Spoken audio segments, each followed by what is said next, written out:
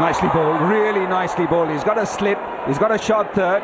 চলতি আইপিএলের শুরুটা দুর্দান্ত করেছিল সানরাইজার্স হায়দরাবাদ। প্রথম ম্যাচে রাজস্থান রয়্যালসের বিপক্ষে আইপিএলের ইতিহাসের দ্বিতীয় সর্বাধিক সংগ্রহ গড়েছিল তারা, কিন্তু সময় যত গড়িয়েছে তত অধারাবাহিক হয়েছে হায়দরাবাদ, ফলে প্লে অফের আগেই বিদায় নিয়েছে তারা। তবে শেষটা আবার ভালো করলো হায়দরাবাদ। কলকাতা নাইট রাইডার্সের বিপক্ষে নিজেদের শেষ ম্যাচে আইপিএলের তৃতীয় সর্বাধিক রান করলো তারা। এই ম্যাচে আরও বেশ কিছু রেকর্ড হয়েছে। কলকাতার বিপক্ষে 20 ওভারে 3 উইকেট হারিয়ে 278 রান করেছে হায়দরাবাদ। আইপিএলে এটা তৃতীয় সর্বাধিক স্কোর।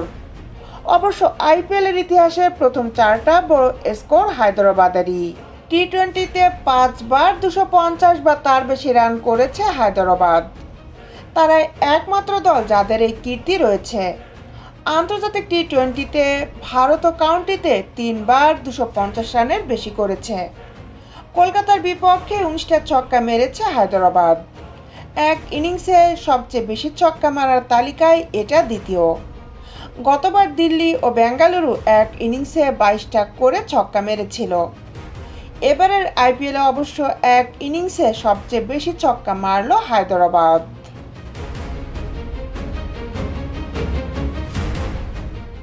দেশ বিদেশের খেলার আপডেট নিউজ পেতে আমাদের সাথেই থাকুন।